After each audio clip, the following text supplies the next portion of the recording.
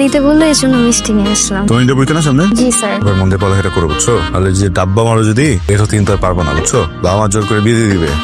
আমি তো আসলে এটাই চাই স্যার। বাল্য বিবাহ করতে চাও? বাল্য বিবাহ কিনা চাই না, আপনার মতো হ্যান্ডসাম ছেলে হলে আমার বাল্য বিবাহ করতে কোনো সমস্যা নেই। আমি কান বন্ধ করতো, এইভাবে কান বন্ধ করে কে শিখেছে? দুই হাতে কান বন্ধ করো, কথা শোনা যায়? শুনতে পাই না। লজ্জা, শরম, হায়া, আমি বলে কিছু আছে পৃথিবীতে? তোমার আপন ছোট ভাই এখানে বসা, তোমার সঙ্গে কি উল্টো পাল্টা কথা বলছো? কি বলছি স্যার? আমি তো সত্য কথা বলছি। এখন সত্য কথা বলা যদি আপনার কাছে অপরাধ মনে হয় তাহলে আমি এই অপরাধের অপরাধী। অপরাধী? তুমি আসলে অপরাধী তুমি বুঝছো। তোমার নজরের সমস্যা আছে, তোমার চাহনিতে সমস্যা আছে। তুমি যেভাবে তাকাও, যেভাবে তুমি দৃষ্টি দাও, এটা তো দৃষ্টি না, এটা কুদৃষ্টি হয়ে যায়, বুঝতে পারছো? স্যার আপনি শুধু আমার চাহনি আর নজরটাই দেখলেন, আমার মনটা কিন্তু একবারও দেখলেন না।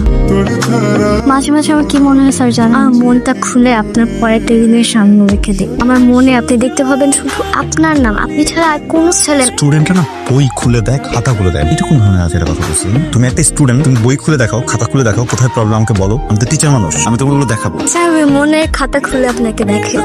এগুলো পড়ার টেবিলে বলার কথা না, এগুলো আমার মতো একজন শিক্ষকের সাথে বলার কথা না। তোমার নিয়ত ঠিক করতে হবে। স্যার বিয়ে করার নিয়ত কি খারাপ? অবশ্যই খারাপ না, সেটার সময় থাকে, সেটার জন্য উপযোগ্য পাত্র দরকার হয়। হ্যাঁ, তুমি যে জায়গায় এটা চেষ্টা করছো, যে যেসব কথা বলছো, এটা খারাপ। স্যার আপনি তো আমার উপযুক্ত পাত্র।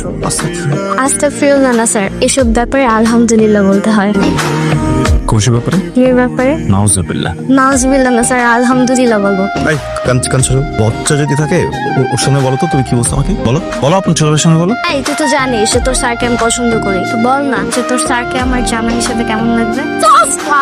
দেখছেন স্যার, শুধু আপনি রাজি হচ্ছেন না স্যার। আলহামদুলিল্লাহ বলে দেন 3 বার। যাও এখান থেকে, তুমি এতে যাও। স্যার 3 বার আমি তোমার আমার সাথে কথা বলবো। স্যার এখনই বল। তুমি কি চাও আমি ওকে পড়াই নাকি আমি চলে যাই? জি স্যার, আমি তো চাই আপনি সারা জীবন এই বাসায় থাকেন। মিষ্টির স্বাদটা কেমন? আব্বুরও ডায়াবেটিস, আম্মুরও। এদিকে আপু মিষ্টি খাই না, আমি সব মিষ্টি খেয়েছিলাম। ফ্রিজের কোনা মিষ্টিটা পড়েছিল। আপু যখন ফ্রিজ পরিষ্কার করতে গিয়েছিল তখন কুনায় মিষ্টিটা পেয়েছিল। 1 মাস ধরে কুনায় পড়ে আছে। নাস্তা কেমন ছিল? তোমার জন্য স্পেশালি আজকে স্যান্ডউইচটা আনিয়েছিলাম, ভেলভেট বাইক থেকে আনিয়েছি। Thank you aunty. হ্যাঁ থ্যাংক ইউ আন্টি। বাবা তুমি ওই রুমে যাও, যে খেলা করো। কি বললা যদি একটু আগে? Thank you aunty. হ্যাঁ সরি ভাবি। হ্যাঁ আপা পা পা পা আমার কি নাম নেই? আছে তো, তো আমাদের মা। আমার বয়স কি খুব বেশি মনে হয় তোমার? আর্লি ম্যারেজ হয়েছে। দেখে বুঝে যায় 13-14 বছর বয়সে বাল্য বিবাহ হয়েছে। না 13-14 না, 16তে, এক্স্যাক্টলি 16তে বিয়ে করেছিলাম। তোমার সাপোর্ট লাগবে আমার। কোনো প্রবলেম নেই, আমি তো শিক্ষক, আমার কাজে আমার স্টুডেন্টদের মেন্টালি সাপোর্ট করা। Thank you so much. আচ্ছা শোনো না, তোমার ফিসটা। Thank you. থ্যাংক ইউ কিভাবে বলে? কিভাবে বলে? হাতটা দাও। দাও না, এবার বলো থ্যাংক ইউ। তুমি তো কাঁপছো কেন? তুমি মানে ঠিক করে খাওয়া দাওয়া করো না, তাই না? করি।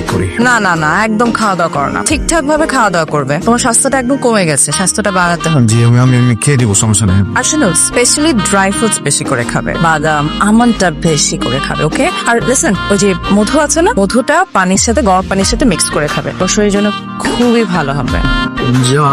আমি টাইম পাবো না, আমি ভেরি বিজি। আমার চাকরি হয়ে গেছে, সরি। চাকরি করলে এত কিছু খাওয়ার সময় পাওয়া যায় না। আমি সৎ নিষ্ঠাবান চাকরিজীবী হব, খেতে পারবো না।